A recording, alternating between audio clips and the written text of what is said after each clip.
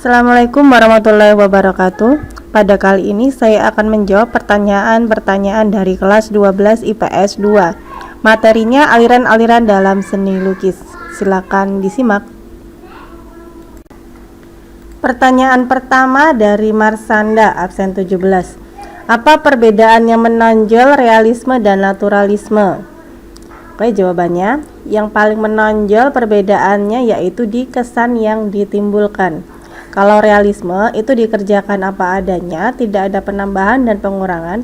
Sedangkan aliran naturalisme bisa lebih dipercantik lagi, diperindah lagi objek aslinya. Bisa warnanya kita pilih yang lebih sesuai dengan keinginan kita kalau di aliran naturalisme ya. Tapi kalau di aliran realisme tidak boleh, harus apa yang kita lihat pada saat itu warnanya. Seperti itu.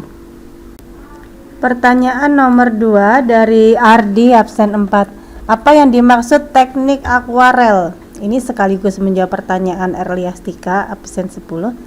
Akuarel atau teknik transparan berarti menorehkan warna secara tembus pandang dengan kuas yang dikuaskan secara tipis. Nah, teknik ini sangat cocok digunakan pada lukisan impresionisme. Pertanyaan nomor 3 dari Zalza Arining Tias, absen 34. Dalam aliran melukis naturalisme, apa yang dimaksud dengan penegakan setting alam? Ini yang dimaksud penekanan ya. Nah, ini sekaligus menjawab pertanyaan Eva Nuzi, absen 11. Kebanyakan aliran naturalisme ini mengambil tema dan objek pemandangan alam atau landscape. Itu yang dimaksud dengan setting alam ya di sini. Pertanyaan nomor 4 dari Safira, absen 28. Apa yang dimaksud teknik plakat? Ini sekaligus menjawab pertanyaan Muwafiq Aziza, absen 22. Yang dimaksud teknik plakat adalah menorehkan warna secara tebal dan rata, seperti di contoh gambar ini ya. Pertanyaan nomor 5 dari Araminta, absen 3. Mengapa pada aliran realisme tidak boleh mengurangi objek? Apabila mengurangi, apakah bukan aliran realisme? Sekaligus menjawab pertanyaan Renada Fari Hafaza dan Muhammad Gimnastiar. Ya, memang aliran realisme, objek yang kita lihat dilukis secara apa adanya dan harus mirip objek yang kita lihat. Tidak boleh ditambah maupun dikurangi, baik itu objeknya, warnanya, tidak boleh diubah. Ya, itu memang sudah ciri utamanya realisme ya. Pertanyaan nomor 6 dari Ira Agustina, absen 14. Apakah yang dimaksud teknik ekspresif dalam aliran surrealisme? Maksudnya goresan ekspresif di lukisan ekspresionisme ya. Soalnya kalau surrealisme ini bukan cenderung ekspresif tekniknya. Oke, jawabannya, karena lukisan dengan aliran tersebut memanfaatkan suasana hati dan perasaan pelukisnya pada saat dia melukis.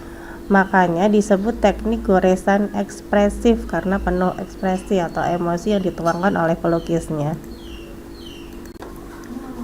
Pertanyaan nomor 7 dari Mailina Salma, absen 18. Apakah ada lukisan yang lebih tua dari lukisan romantisme? Oke, jawabannya, sebenarnya lukisan romantisme ini cenderung bergaya klasik ya. Dan di Indonesia untuk lukisan aliran romantisme memang yang paling tua, karena waktu itu di Indonesia baru mengenal yang disebut seni lukis dan lukisan pada masa itu, era romantisme yang dibawa oleh Raden Saleh. Raden Saleh ini kan belajarnya di Belanda pada saat itu. Dialah yang membawa aliran tersebut ke Indonesia. Pertanyaan nomor 8 dari Andika SW, absen 2. Apa yang dimaksud teknik melukis bebas atau ekspresif dalam aliran abstrak? Ini sekaligus menjawab pertanyaan Syifa Akifa, absen 30.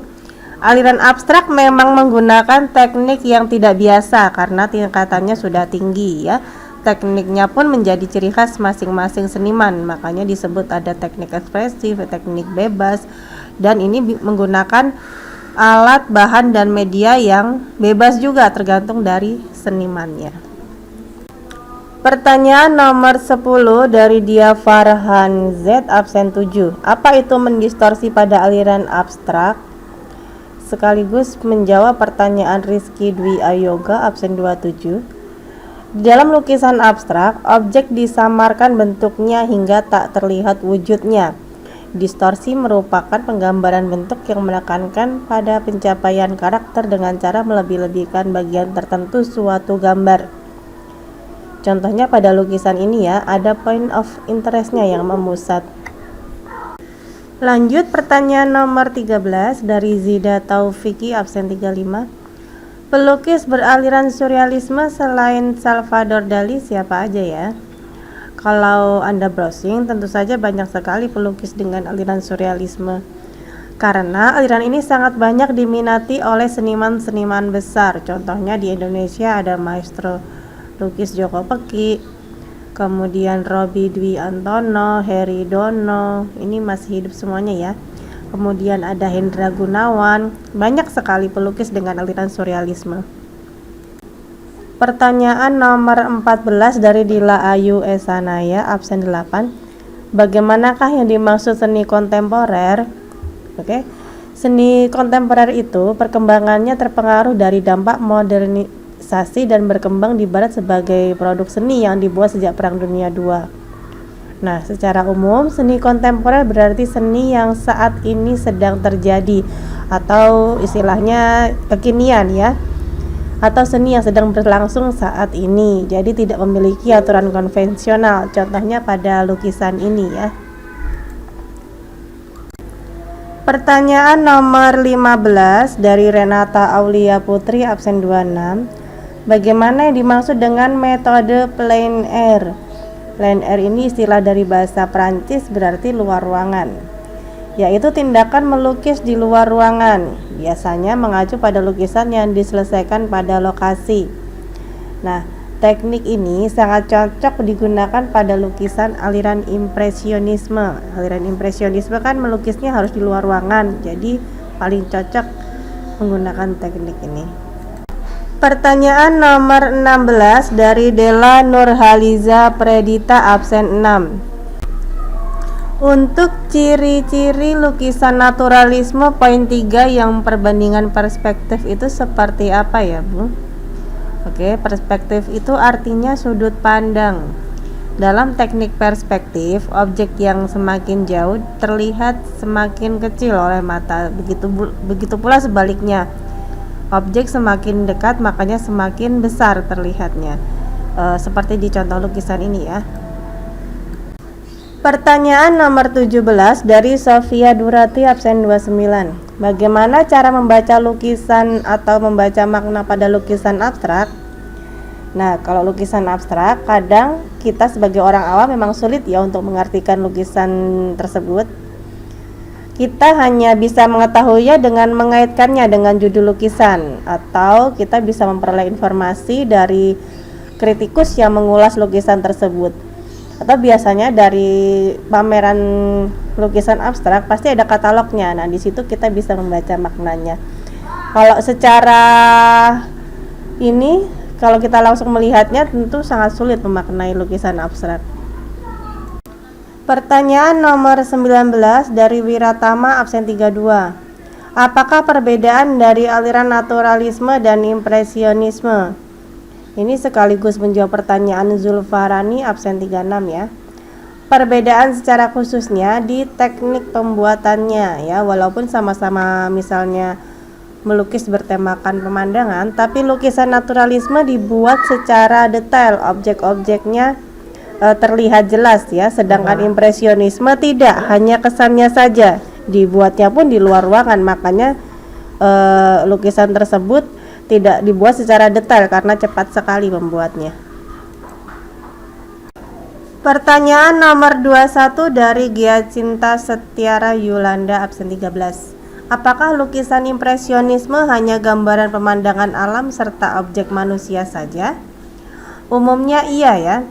Yang jelas impresionisme menekankannya di efek pencahayaan, entah itu cahaya alami atau cahaya buatan dari lampu-lampu.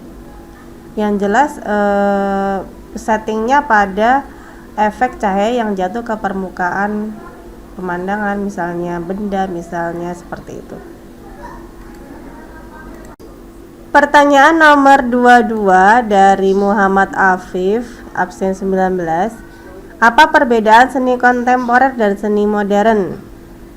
Kalau seni modern dan kontemporer dibedakan dari masa di mana seni tersebut berkembang ya. Kata modern pada seni rupa modern mewakili karya seni yang ada dan dibuat pada tahun 1860-an hingga akhir 1960-an. Sedangkan karya seni setelahnya baru disebut sebagai seni kontemporer. Berikut perbedaannya di lukisan ini. Era seni rupa modern salah satu senimannya yang terkenal yaitu S. Sujoyono, dan seni rupa kontemporer pada lukisan ini yang terkenal yaitu Heri Dono. Seperti itu contohnya ya. Pertanyaan nomor 23 dari Emilia, absen 9. Apakah aliran ekspresionisme hanya mengungkapkan ekspresi negatif saja? Apakah ekspresi lain dapat digambarkan? Contohnya apa? Dalam lukisan ekspresionisme, ekspresi atau emosi dan suasana hati apapun itu masuk ke dalam aliran ekspresionisme ya. Contohnya di lukisan Afandi ini dengan judul 3 ekspresi. Sangat jelas di situ ada 3 ekspresi wajah, yaitu senang, sedih, marah, yang dilambangkan dengan warna yang berbeda-beda. Dan untuk aliran ekspresionisme ini tidak harus melulu wajah yang ditampilkan sebagai penggambaran ekspresi ya.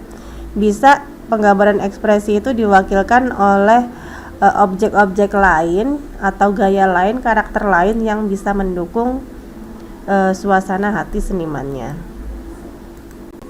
Pertanyaan nomor 25 dari Az-Zahra RN, absen 5. Apakah pada aliran kubisme penggambaran objek harus berbentuk geometri saja ataukah bisa dikombinasikan dengan bentuk yang lain juga? Jawabannya, bisa juga digabungkan dengan bentuk organis atau bentuk-bentuk yang style yang lain ya, tapi dominannya tetap memakai bidang atau bentuk-bentuk geometris karena itu memang ciri utamanya.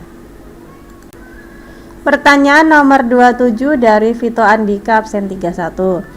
Teknik-teknik mengarsir apa saja?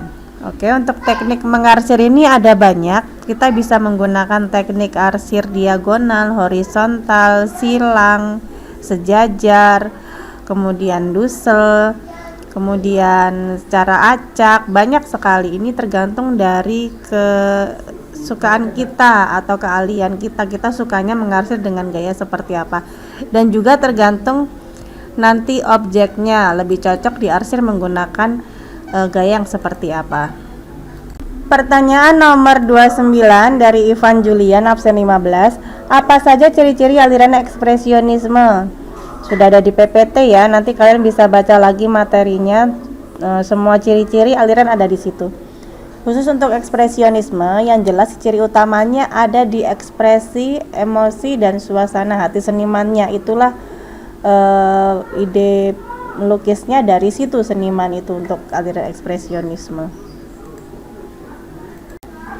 Pertanyaan terakhir dari Junior, absen 16. Apa saja warna komplementer? Oke, ini ada warna komplementer. Sebelumnya kalian sudah tahu ada warna primer dan warna sekunder ya. Untuk warna komplementer ini merupakan warna yang letaknya berseberangan yang dibentuk dalam suatu lingkaran warna dan berwarna kontras ya. Warna kontras ini warna yang menarik perhatian ya. Contohnya warna merah dan hijau, kan itu berseberangan. Kedua warna tersebut jika disandingkan akan terlihat begitu berbeda. Nah, itu yang disebut kontras ya. Namun keduanya akan saling mengisi sehingga menciptakan nuansa tertentu di pandangan kita. Kemudian ada orange dan biru. Orange sebagai warna dasar, sedangkan biru bisa sebagai komplementernya. Seperti itu.